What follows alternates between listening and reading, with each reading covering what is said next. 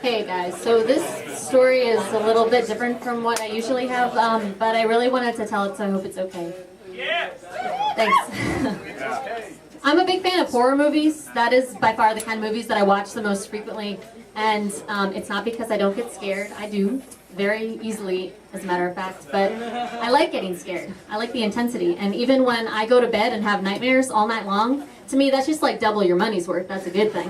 So I especially like watching horror movies in the movie theaters because there's this thing that happens sometimes where everyone kind of gets on a shared wavelength and they feed off each other's fear and it gets even scarier. But the best is when you can find one of these crowds where everyone is so into it that they're like yelling back at the screen like, "Dumbass, you about to get stabbed," that kind of thing. Like, to me, that is my ideal horror movie viewing experience, right? So I found that I'm much more likely to have this kind of experience if I go to a particular movie theater that's near my neighborhood.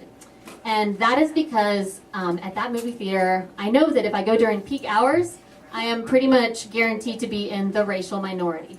And guys, seriously, I'm not saying at all that every single African American person goes to the movies and talks to the screen. I'm not saying that, of course not. I'm just saying that when I am seeking my ideal horror movie viewing experience, I'm not going to go to the Ritz and I'm not going to go to the main line, okay? Because I want to watch a horror movie with people who care just a little bit more than that, guys. So, seriously, hear me out. When I was thinking about telling this, I went online and I Googled race relations, talking in movie theaters. And I got like 1 million hits. It's really fascinating. Also very troubling sometimes, but fascinating. And people much wiser than myself have observed that this phenomenon is not unlike going to a Black Baptist church for service. Like, it's just that a movie at times can be a much more participatory experience, which is the best. Like, it's so much fun. I think that is awesome most of the time. But tonight I want to actually tell you about a kind of a weird experience I had when I went to that very same movie theater to watch 12 Years a Slave. And so I just want to know, have most people seen this movie? No. Thank you. Good. See, you can talk back too. It's good. So I feel uncomfortable right now. Yeah. Thank you. So it is indeed very horrifying, but not in the fun way. Not at all. And I'm not going to stand up here and try to like say the things that people were shouting back at the screen while I was watching this movie. I'm just not going to do that. But I will tell you that while I was sitting there in stunned silence, just absorbing the soul-crushing sadness of this story, the people around me are shouting back like the Rocky Horror Picture Show. And they're not trying to be funny. I know they're not, but they were funny. And this is terrible, guys. It's really bad because it's not funny. I know. You don't want to laugh in this movie. You don't want to be that person, for sure. You don't. But it was one of those things where it was funny, and the more I was kind of trying not to laugh, it kind of just made it worse. And then the lady in front of me turns around and she's like, And I'm like, no, come on. I know that's not funny. Didn't you hear that guy over there? He's acting crazy. Come on. So, but anyway, seriously, I'm sorry. The point is, who cares? You know, like, people got a little worked up in the movie.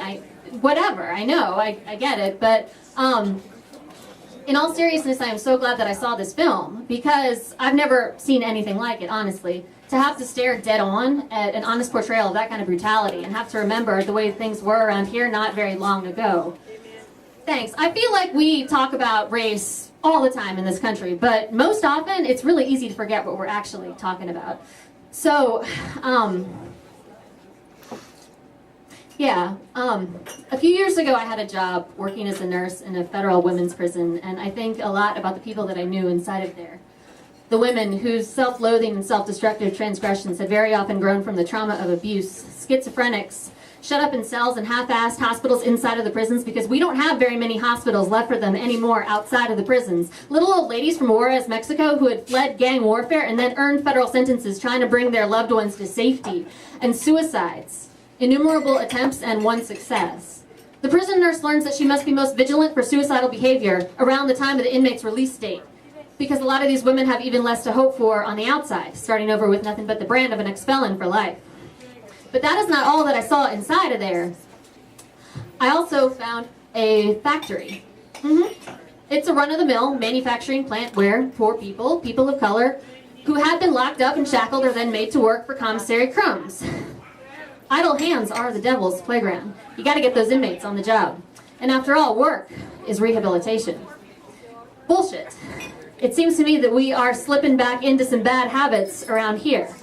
So yeah, it's a weird experience, sitting in the dark, staring hard for 2 hours and 13 minutes at the true story on the screen where every white person has a whip in their hand and almost every black person has lashes, and then afterwards standing up to look around the theater as the lights come back on over my skin and their skin and our world in 2014. As I turn and make eye contact with one of my neighbors, the feeling that I have is a lot more than just awkward. Yeah.